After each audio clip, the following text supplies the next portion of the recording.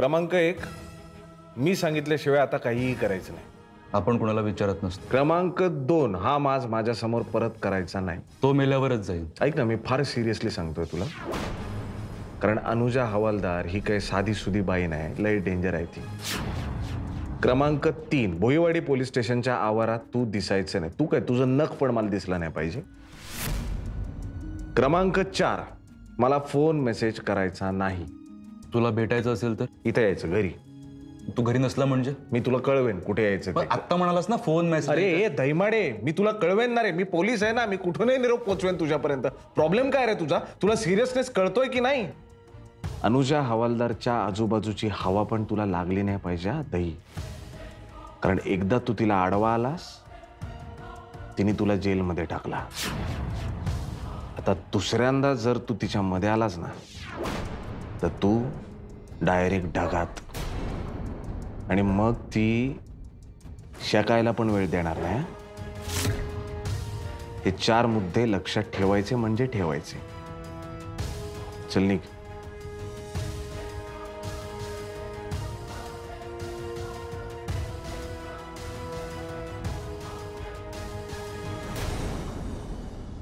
डिस्ट्रीब्युशनचा नवीन plan ready आहे किलवर, आणि यावेळी तो फुल प्रूफ आहे. त्यामुळे पोलीस, त्यांचे इंटेलिजन्स यांच्यापैकी कोणालाही कसलाही संशय येणार नाही. अन्नपूर्णा नावाची एक म्हातारी बाई आहे. ती एक छोटीशी केटरिंग सर्व्हिस चालवते. जेवणाच्या डब्यांमधून शाळेतल्या मुलांपर्यंत आपला माल पोहोचेल. मुंबईत जेवणाच्या डब्यांची सर्रास ने-आण होत असते. त्यातून आपला माल सहज ट्रान्सपोर्ट होईल.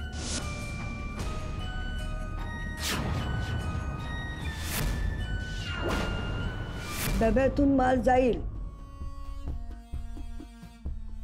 तुमचे जे कोणी गिराईक आहेत त्यांना इथे ऑर्डर द्यायला सांगायची. माल विकत घेण्याचे डबे कोणते, नॉर्मल डबे कोणते, याची एक सिस्टीम आहे आमच्याकडे. ती सिस्टीम मी तुम्हाला समजावून सांगेन. किलवरला सांगा माझ्या साईडनी डील झालेलाच आहे. फक्त माझा जो कट आहे तेवढा. काय अन्नपूर्णाबाई, किलवरनं डायरेक्ट प्रॉमिस केलंय तुम्हाला.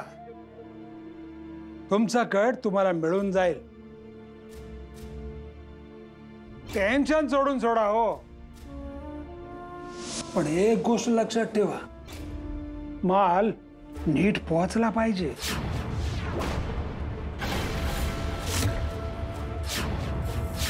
काळजीच करू नका. अहो, अन्नपूर्णाबाईंचे डबे या सगळ्या भागात जातात. तर तिच्या डब्यासोबत तुमचाही माल जाईल की.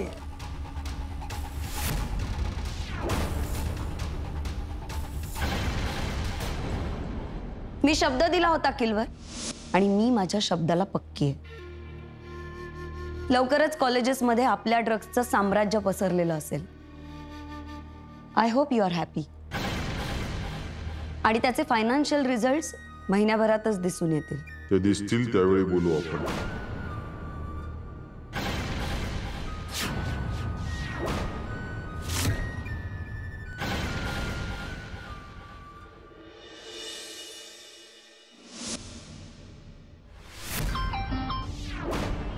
सर मी पोहोचले अमरावतीला. कामाचं काय झालं?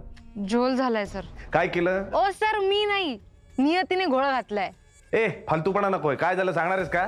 माझी इकडे फेरी फुकट गेली. मी ते पोहोचले आणि मला कळलं की ताई मागच्याच आठवड्यात अमरावती जेलमधून सुटली. काय सांगतेस काय? बरं एक काम कर, आता लवकर निघण परत ये. कळलं का?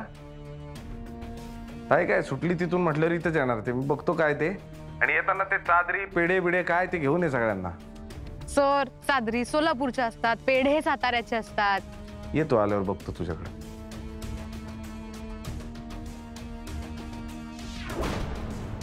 ताई सुटली.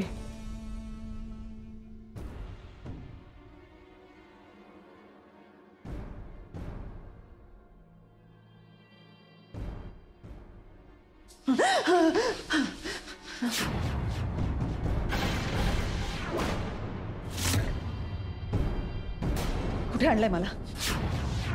कामाला इथे आणलंय तुम्ही? का आणलंय मला? सोड. शांत शांत बस. कोणा तुम्ही? माझे हात सोड. मला सोड. माझे हात सोड.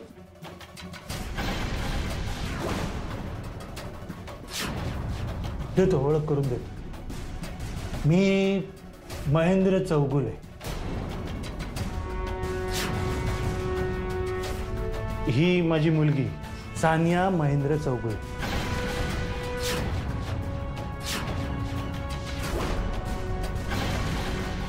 मॅम तुम्ही मला गंधाली पाटोदांची माहिती व्हेरीफाय करायला सांगितली होती. शूट. सगळं काही ऑथेंटिक आहे मॅडम. सध्या सगळेच तोडून जात आहेत मॅडम. तू फक्त फायदा ऍप ट्राय कर ना. सिंपल. नाही नको मॅडम. चौगुले. बरोबर ओळखलं. मी महेंद्र चौगुले. माझी बायको वैजंती महेंद्र चौगुले आणि हिची आई वैजंती महेंद्र चौगुले. तुमच्या कृपेने आता ती कैलासवासी वैजंती महेंद्र चौगुले झाली. वैजंती चौगुले. आता कळलं? कळलं आता? पण ते डॉक्युमेंट्स खोटी होती. सगळं मॅनेज केलं होतं तुला तुला मूर्ख बनवण्यासाठी, तुला धडा शिकवण्यासाठी. आणि खरी मजा तर आता सुरू झाली. काय करणार आहात तुम्ही? आम्ही काय करणार हो? आम्ही सामान्य माणसं. आणि काही केलं ना तरी आमचं गेलेला माणूस काही परत येणार का? आणि मला माहिती आहे जगातल्या कुठल्याही कोर्टात गेलो ना मी तरी मी हे सिद्ध करू शकत नाही की तुम्ही माझ्या बायकोचा खून केलाय ते. आणि आता तर तिने ते स्टेटमेंट सुद्धा दिलंय ना की ते तुमचा गेम कधीच खेळायचे नाही म्हणून. काय काय करणार होता मी? काहीच करू शकत नाही होत आता. म्हणून तर आम्ही तुम्हाला इथे आणलंय ना. इथे कोर्टही आमचं आणि न्यायनिवाडाही आम्हीच करणार.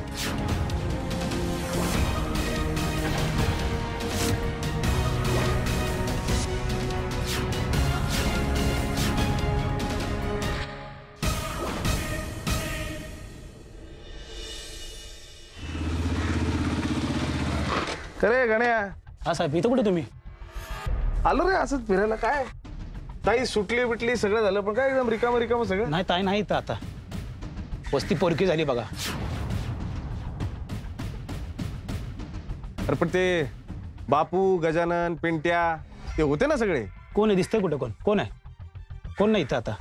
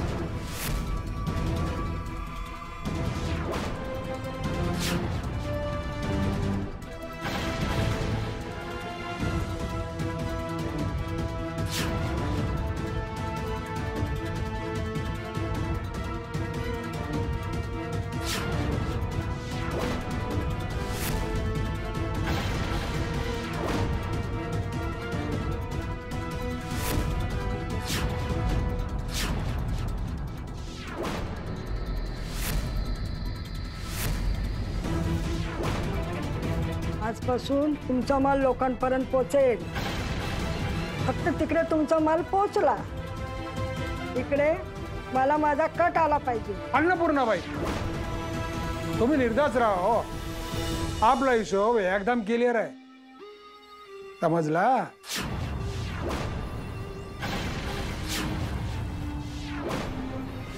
डब्बा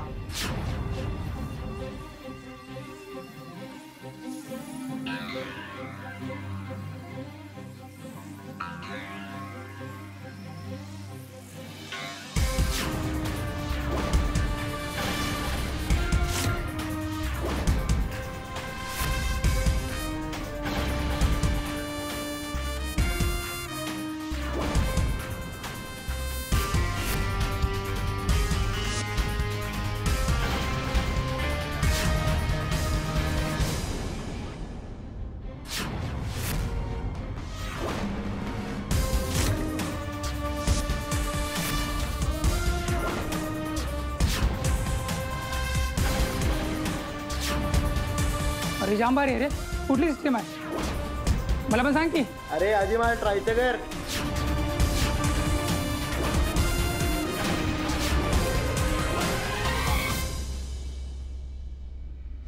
अख्खीची अख्खी गँग गायब होते यार. म्हणजे एकही माणूस नाही, अचानक बुप गायब. पण सर ताई जेलमध्ये गेल्यापासून गँग थंडच होती. म्हणजे 1-2 एक्स्टॉर्शनच्या केसेस होत्या पण फार काही नाही. बरोबर आहे, पण ताईला हे काय नवीन आहे का? माहेर वाशिण माहेरी जाते तशी ती जेलमध्ये जाय करतेच ना, त्यात काय नवीन आहे? जाऊ दे ना सर, आपण पॉझिटिव्ह विचार करूयात. सुविचार क्रमांक 13, सुंठे वाचून खोकला गेला. नाही ना, माझं म्हणणं कळतंय का तुला जमदाडे? ताई सारखी एक गँग, अख्खीची अख्खी गँग गायब होते. कशी? बरं, एक गँग जर गायब होते तर कुठेतरी गाजावाजा, किमान ज्यांनी गायब केले त्यांनी तरी गाजावाजा करायला पाहिजे ना. बरं, ताईची गँग ही किती लाऊड होते अख्ख्या दुनियाला माहिती आहे. मग त्यांचं जर सगळं दुकान बंद होणार असेल तर काही ना काही वारडाओरडा होणार. अरे लोकांना कळणार काहीच कसं नाही. सुविचार क्रमांक 14, जिथे आग असते तिथे धूर असतो. आगही नाही आणि धूर पण नाही ते. म्हणजे जाणीवपूर्वक कुणीतरी आग आणि धूर दोन्ही गायब केलंय. ताई गायब, ताईची माणसं गायब, सगळं गायब. कोण आहे आणि का? सर तिचा तो भाऊ ज्यांनी गळा चिरला होता, बांगडू. त्याला उचलायचं का? ते ताईच्या जीवावर वाढलेलं गांडूळ होतं. दुसऱ्याच्या मदतीने त्या गांडुळाचा किती मोठा साप झाला ना तरी त्याची ताकद एवढी नव्हती की तो अख्खं ताईचं नेटवर्क जाऊन संपेल. ते मग आता काय करायचं? म्हणजे शोधायचं कसं? आता खबरी नेटवर्क कामाला लावायचं.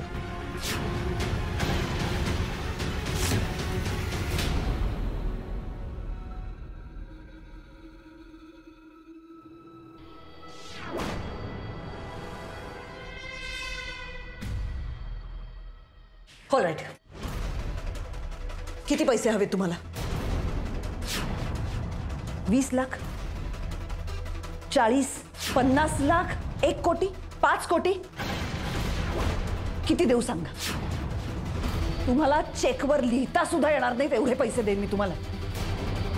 मांडवली करतेस हा? आमचं झालेलं नुकसान आहे ना त्याची भरपाई करण्यात पण श्रीमंत नाहीयेस तू. अरे पण मी काय फायदा तरी करून देणार आहे तुमचा? मला इथे ठेवून काय फायदा होणार आहे तुमचा? फक्त फायद्यावाल्यांचा ना हाच एक मोठा प्रॉब्लेम आहे. तुम्हाला ना फक्त पैशाचा फायदा कळतो. काही फायदे हे भावनिक असतात. तुम्हाला काय करणार म्हणा. I don't understand this language. काय हवंय तुम्हाला? क्लोजर म्हणजे एका प्रश्नाचं उत्तर. कुठला प्रश्न? तुम्ही माझ्या बायकोच्या बाबतीत काय केलं? ही फक्त फायदा ॲप खेळत होती. तिला पैशाचं आमिष दाखवलं तुम्ही. ती आमिषाला बळी पडली आणि कर्जबाजारी झाली. मग तुम्ही तिला कामाचं आमिष दाखवलं आणि किडनॅपच केलं. पण ती हुशार बघा कशी तुमच्या तावडीतून पळून आली, निसटून आली. म्हणून की काय तुम्ही तिचा जीवच घेतला, मारून टाकलं तिला. आणि नुसतं तिथेच थांबला नाहीत तुम्ही, तर तिच्या चारित्र्यावर शिंतोडे उडवलेत तुम्ही. कुठल्या तरी बंगल्यात कुणा परपुरुषाच्या सोबत माझी बायको. अरे तिच्यासारख्या बाईवर शिंतोडे उडवले तुम्ही. मला हेच जाणून घ्यायचंय, तुम्ही तिच्यासोबत हे असं का केलं आणि अल्टिमेटली कसं केलं? सगळं सांगा मला. ते जर सांगितलं तर मी सोडून देईन, लगेच सोडून.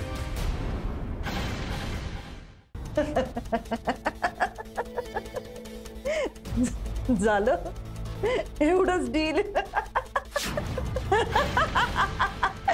याच्या इतकं बकवास डील मी आयुष्यात पाहिलं नाहीये. अरे साधे 5-7 हजाराच्या नोकऱ्या करणारी माणसं तुम्ही काय डील करणार? तुम्हाला कळतंय तुम्ही कोणाशी पंगा घेतलाय ते? कळतंय म्हणूनच तर घेतोय ना. मग कळत असतानाही घेतला असलात तर जास्त मूर्ख आहात तुम्ही. तुम्हाला काय वाटलं ते लोक मला शोधणार नाही? मी गायब झाले, मला किडनॅप केलंय हे त्यांना कळणार नाही? Something is wrong with me हे कळणार नाही का त्यांना? त्यांना कळेल, मग ते मला शोधतील आणि माझ्या आधी ते तुम्हाला शोधतील. And trust me, they will hunt you to death and kill you like street dogs. त्यापेक्षा मी तुम्हाला एक ऑफर देते. हा, मला सोडा. मला सोडलं तर कदाचित मी तुम्हाला वाचवू शकेन. अजूनही माझं ऐका, नाहीतर तुमचे हाल कुत्रा खाणार नाही. मला सोडा. भिकारी आहात तुम्ही, भिकारी. And beggars are not choosers. माझं ऐका, you don't have a choice.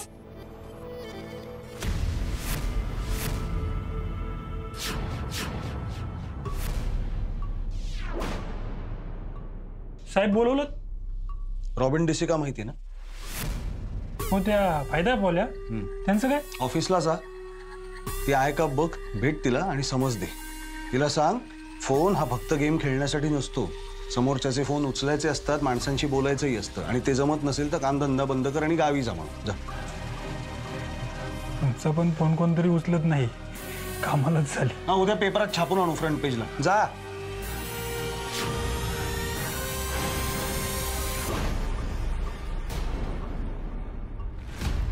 हो रॉबिन मॅडम, काय सामान्य माणसाची ताकद, हा काय तो बॉम्ब्लास्ट नंतर किंवा महापुरानंतर टीव्हीवर चर्चा करतात ना, त्याचा विषय नाही आहे. किंवा त्या निवडणुकीत फाक्या मारतात ना आश्वासनांच्या, त्यातला डायलॉग नाही आहे.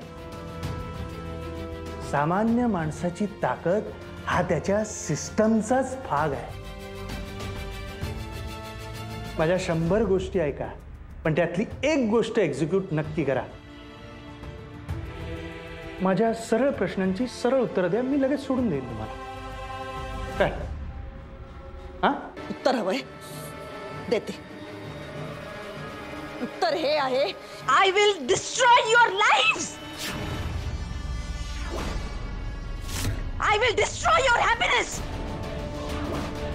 I'll kill you. मी मारून टाकेन तुम्हाला.